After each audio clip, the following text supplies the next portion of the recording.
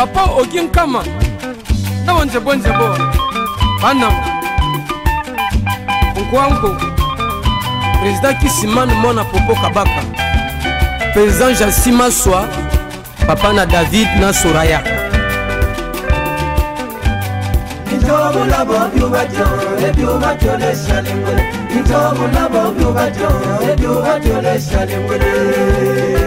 Père de Timassoa.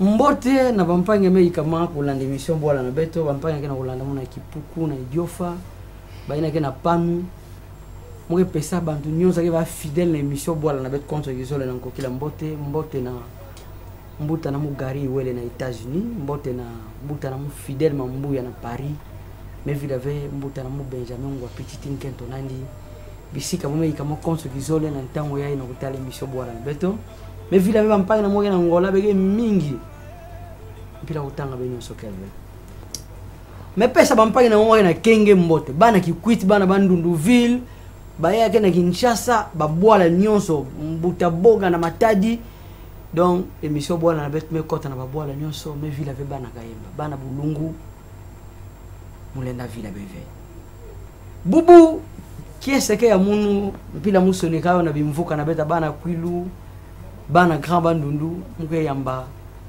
mosi mbuta na beti ya malunga lala ya meza bana na kati na beti bana bandundu ake longi na njonka na Zulu mpila beti bana université chef de travaux na université pédagogique nationale UPN mbuta na beti cadre na SONAS na OCC merci mbuta na beti cadre na OCC mbuta na beto malgré banjonka na metangaye mbuta meka tuka na bola ni papa ntama ve ya evila avec Congo disuna ni ke vutuka kaka na bola na kupesa valeur na culture na beto ya ke mfumu ya famille famu donc na français botango buna meke FAMU ya tatendu la beto yina nyonso ya mumetuba ketimume vila kima kansi émission yake sabel seka ke émission ke fiena de boye bingandi de pana député na mwamba wana Kinshasa metula mpi bamba si samo so ba de Kinshasa ke abet bantu bandundu atane bubozo botula beti mbuta na beto Egide Kumirombo mbuta de Panama pour les proches mbote nange mbote monsieur le journaliste qui est ce que amuno ko yamange na émission boala na beto mweza bave mpila mwa présenter ngeno melu bon kana ngezo la muyika diaka winge yika tala kamera ngetu bene oui zina Egide Kumirombo woto pesido pour les intimes de Panama mpila ngametuba mono que chef de travaux na université pédagogique nationale IPN moke président ya famille Musenge en abrégé na sigle FAMU ina ke kwa nglobe mabwala nyonso ke na mission catholique Musenge Baongo mfumo nabo yandia inatwala nange moke na kinawa mavula mingi mpilanga metuba me katwa na boire papaya. Mais ça a à peu près 3 mois na Cameroun. Ça fait 2 mois, me voto na Kinshasa. Mais avant de kota sujet moi bingi langue. Mais nge pese impression bonso. D'abord tu as ba lungi. Bo futa bo bien avec le vous nous fait sangue zo la lata ngol. Moi wane ba nge bingi grand sapé. Ah. Ina ke ya kubutama. Pas ya Kester. Non, mais mon ke idole ya Kester. Hein? Donc Kester me kwenaka. Mais ba représentant valable ya Kester bokele. Le soulier ngol. Oui, non mais moi que na quartier la tesi. Hein? Ngezaba. Mais de chan nge ta la soulier ben. Ngezaba quartier latin na France. Inki quartier ina ke quartier pamba ma ve. Moi que représentant qui Kester. Viens moi les lunettes nge kutaka na 1200 €. Non, yo va non 370 €. 1020 370 €. Donc mon vient exagérer à ça ça nge zo la bi mongol. Oui, mais il faut que tout la vérité. Mais il n'est mbonga dot ya boy futa na boala nge na bala nge do venge su ma lunette. Ah 370 c'est que mbonga dot bo bala nge. Mais ma lunette. Mono quel est de descendant qui Kester. Ah. Ata ba étudier na nge za bon. Non mais bon ça va. Quoi moi binga muka président. Mais viens moi c'est pela tinge malgré nge va moi ba ntaka mingi mais côté ntu nge sakana ve. Non tout quel bagage. Même que moi na quartier latin. Quartier latin nge sa explication. Ntu ke salaka. Matondo mingi bampanga mei kama ulande mission bola na beto mposa ko lutable yamba pasteur bete yamba na musique bo bete yamba mbuta na beto menki di sola bete bulati yandi moi bangonda me luta mu yambaka mbuta constant ndom ndaombel me pesa ni mbote kisika kele ya budira bet masoro kisika ya peuple mbunu yake na kwilu mingi na territoire ya Bulungu ya Gungu ndamu na Gungu et puis na Idiofa ya tela ben ngimjibo katwa na Gabon tibo meki kumu bubu mwezo na bula masoloti chef de travaux mbuta na bete Gide onto nganga mayele ne ya ketala 3 peuples confusion revanda mingi mbala mingi bete entre tuba boke vana Kasai bankage tubande sabeti banto Kasai bete Kasai ba mena Idiofa bantu feza bande ba paroisse bonto ba mapangu ba banga ba ne me pesa nduku na Serge kumi yombote ti docteur Pucho ke na Chikapa ba Mwembe kanangeta la yona yoke ba territoire ke na Kasai kansi yoke na diocèse ya Idiofa na ba ndundu na Kwilu. Alors confusion ke mingi na ba peuple Kuba yake na Kasai ba Shilele yake na Kasai tina bandundu yembi ba wongo mutabisila mbuta na bete il est professeur metubayo chef de travaux ya tendu la bete fioti bakuba yake na Kasai bashelele yake na Kasai tiba wongo boke tubandinga presque mosi bomoke kudiwa boka tukwa wapi boke zinganki mutindu boke kinanki mutindu boke dianki mutindu sambu beno bampangi be bakisa ya mepesa mpangi mputu mbote mingi yake landa munu na ilebo ndinga ke na ngembuta ngetendula bet peuple wongo Oui. peuple Kuba peuple Mushelele qui est le vrai peuple qui a la vraie culture. Bon mpila ko kutuba mingi qu'elle veut il faut avec précision sans montignon ce qu'on a kolanda beto yandi pour comprendre et mpila kutula ja moi ba nuance divergence tout ça yotavanave peuple Kuba peuple Wongo peuple Lele betke yikadia kana peuple Kete poke kana Kasai donc betke na culture mosi mais différence yoke juste na prononciation ba phonétique ya langage avant mukuma na origine mwesonge par exemple mpangi na munu Mushelele masa yanga na kutuba ma dona ntuka na h mais muongo na place ya h yanga tu la s mas Porque ça bande non, muongo que tuba mas, mushele que tuba ma. Et mukuba? Bon, mukuba muka na maîtrise mingi fait. Mais yoke kaka nuance ke kaka kimamosi. Puse kan muka na kutuba kiwongo, mukuba ke tuba na kikuba, betike s'entendre très bien. Nabo beto nyonso po ya convergence. Elle donc kan mu awa muke pesange courbe ya kiwongo kishelele kikuba. Donc po ya convergence na beto elle na beto ke R. Quand me changer kaka L na R, nge changer B na P, imene nge zabandinga na beto. Nge me comprendre? Nge mo na po ya convergence. Donc beto nyonso L na ndinga yina tatu ya mumetuba L ke R B ke P net zina muno. Quand me ko na bambunda nge dawa kumilombo mena muno na muwongo mushelele mukuba kumirompe.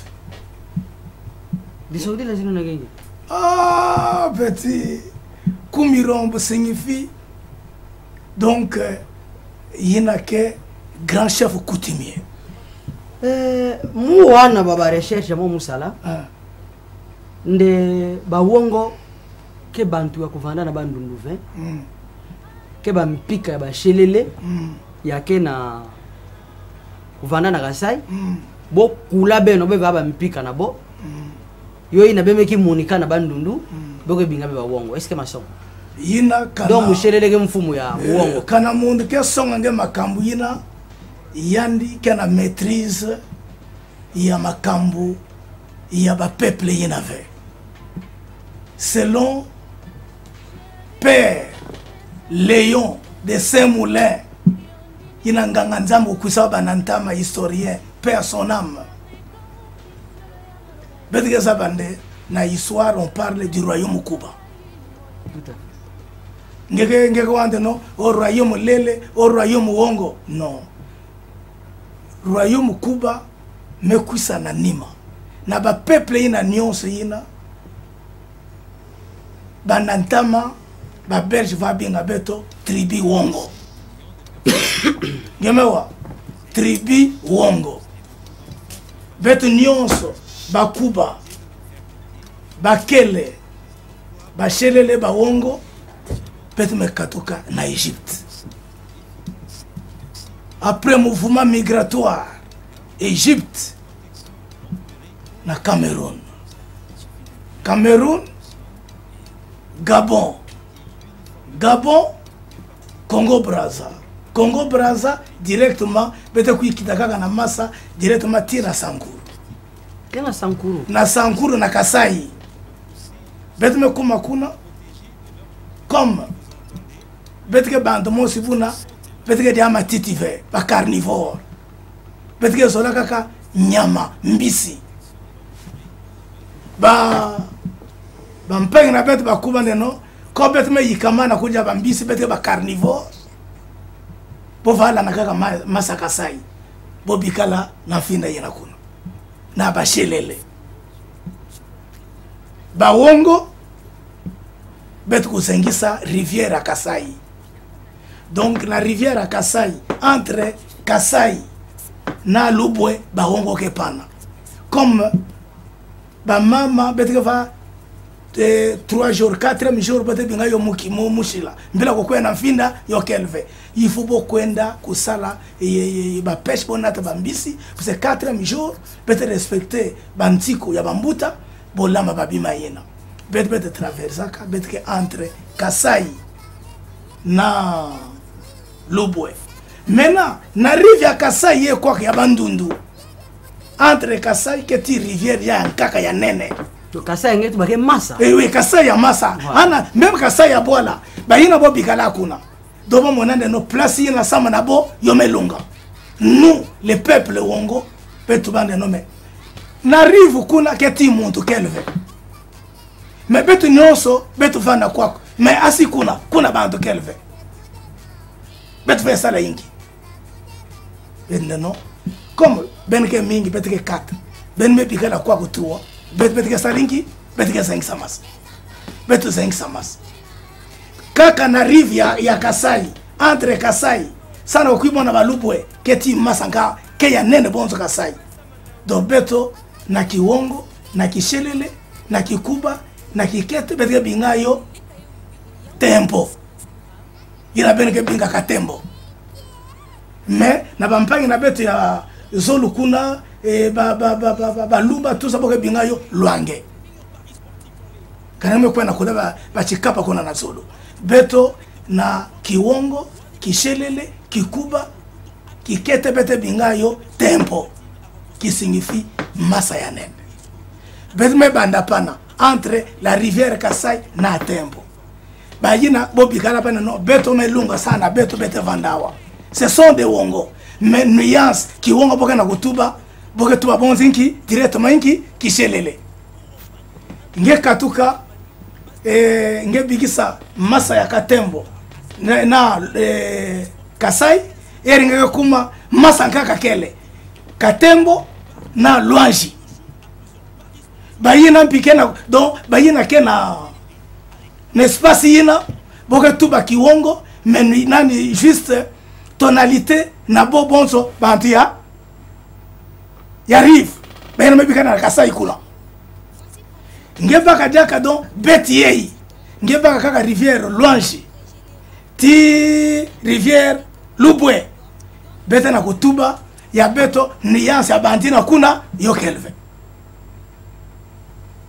ah ngemona ori atuba masa mas yange tuba ma donc Shelele ke mfumo muwongo ve non ke mfumo muwongo ve donc muwongo ke mfumo Shelele beto ke tribu Wongo tala na ba livre kanangeta mona tribu lele mugezave donc ba Shelele ke vanve non musonge ne permet katuka place mosi oui na 450 dialecte bokele beto mi betkele betke bampangi beto vana moto mosi ere bete na kokwisa ngene non mono mulu kwena ntama ve comme mona bima nyonso kelawa mbira kwena ntama yo kelve ngesalinki ngebikala beta buya ve yo na bobikala kakuna donc ba Wongo belutwana ba Wongo yake na Kasai boke binga ba Shelele ti bakuba non muntu mosi bete muntu mosi ba yino mebikala kuna yana ke appellation ya betke binga bo sana ko sala différence na betke na bandundu ba yina ke na Kasai bo net bakuba boke na territoire ya Mweka territoire ya Mweka 85% ke kakabo nyama comprendre bakuba na bakete kananga me kuma na territoire ya Ilebo 85% ke Bashelele nyama mona area iba Wongo kwa kana idiofa yula munu boke wapi ba Wongo Maître Chan bika ntete na kutula nteve ne mette pas encore kinga beta lomba herman ba image na futulo ntete moi esa place beta lomba ba Wongo na idiofa boke na 95% na secteur ya Kipuku ngeka na kuwa 40% boke na Kapia ngekewa 30% ba Wongo ke na Belo 30% ya ba Wongo bokele na Chikapa 25% ya ba Wongo na Madimbi 10% betke na secteur ya Ngudi na territoire ya Gungu ambo oui ba Wongo ke na secteur ya Ngudi yola bampeneta songange betke ti ba Wongo kuna mabwana na betke boke dianki nkiri repas préféré ba Wongo mais repas préféré que nge lamba sakasaka nge lamba boboko saka do boboko nge lamba nge tula luku donc nzungu ina bankaka bet fabinga yo sombe et donc dilonga ina ya banti ina bet fabinga yo sombe ngeme comprendre kuvana na Bashelele bakete bakuba boke binga yo bona ngeme era ngeme tula luku na kata luku ina na zolo ngeke tulengi saka area ngeke na kudia luku yana saka nge sangisa na buboko ana tanda repa ina kuluta nyonso nyama misi uzanga oh mais nous sommes des carnivores. Hein? Je salue moi pesa. Non comprendre. Mbuta na bete général Faustin Ngonga. Mbote ya mingi. Mume pesa professeur Joachim Koumare. Na Bandunduville mbote ya mingi me pesa docteur Jean-Paul Sekele mbote mingi. Me pesa docteur Junior Maïra na Goma mbote ya mingi. Et bantu ta comprendre ça me pona bantu na sa nduku na mu Serge Kumi Yongo mbote ya mingi. Donc ba shelele ba wongo ti bakuba mugeza. Mbuta mugeza bete ala tinge makinu ya ba wongo. Mais makinu na mpe muge mona bonzo ba shelele kinaka yo. Mais peut-être que monde Moses. Voilà, beta tala yo ngeta tendula munu. Oui. Kuyimba ina, tiku kina ina. Oui. Disongdira nonki na culture wongo, na culture ya bashelele na bakuba. Benjamin Luyeye festa na Maître Cham zila na bebe tu na bet ku makinu ina. Ya ba chef coutumier ya ba wongo mbuta tatendula beto disongdira kukina. Nzila na bebe.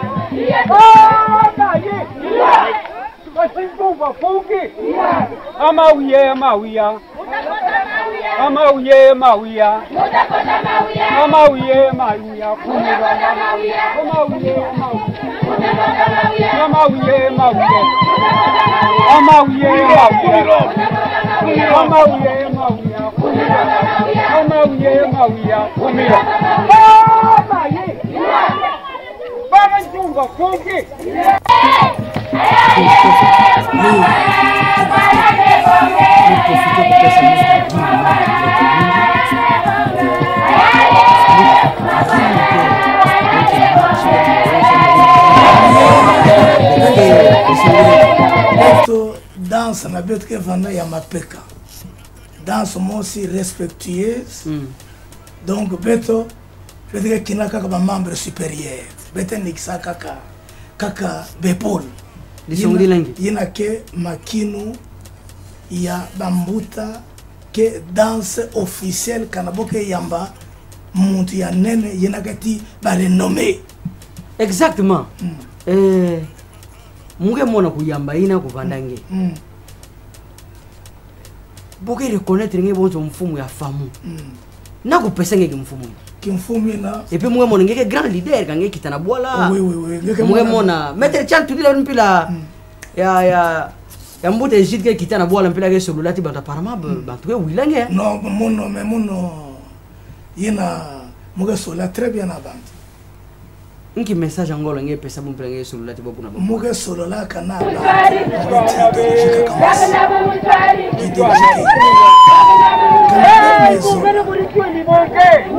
mabwala na beto kutoma il faut beto vana kimvuka unité et muke na ko profiter que prophétie ya président honoraire de l'Assemblée nationale mbote nange honorable professeur Benela ceci na yandi ke vana kaingi petke na grabando message fort ake pesaka na bantu chaque muntu vana na parti politique nange na regroupement nange mais ye metala intérêt commun ya grabandundu ya mabwala na beto betfe kuma muntu mosi awa nge wapi awa mokela Musenga Wongo na kati ya chef lié ya groupement Isamango Musenga mais muke na tirabo non mais muke mwana muke prince héritier donc grand chef coutumier na komona yina c'est mon grand frère, c'est mon cousin, c'est le neveu propre de mon père. Mais ma chef coutumier na ba désordre na ba bwana. Nge vana Kinshasa, nge ko se proclamer chef coutumier ya groupement na be nge vana Kinshasa kuna nge kumabe. Yo ke saba désordre na bwana. Mais moi je pense que il faut nanane na Kiwongo na Kishelele na Kikuba na Kikete borigine ina betke binga yo simpa soko yebi borigine wana te c'est pourquoi ngeke mona banke sala bisala sala ifungeza ba simpa soko ngemeza ba simpa donc origine pana bota retracer nge très bien ingi mutindu mutu fetero ko hukuma chef coutumier ngeme comprendre pas désordre nge katuka wapi non pas désordre nge katuka ke bande ke assoiffé banka ke mona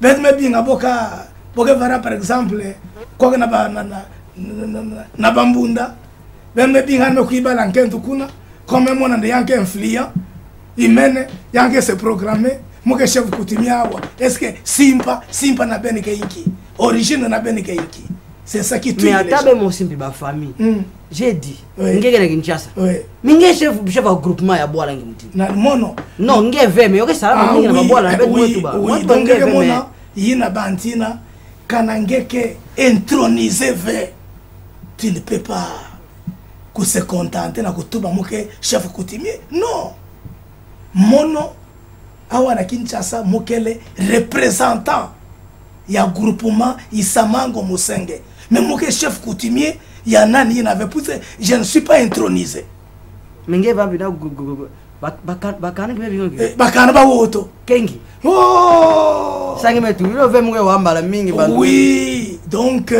muke songa ngenge me kumapana woto c'est l'ancêtre commun ya ba Wongo ya ba Shelele ya ba Kete ya ba Kuba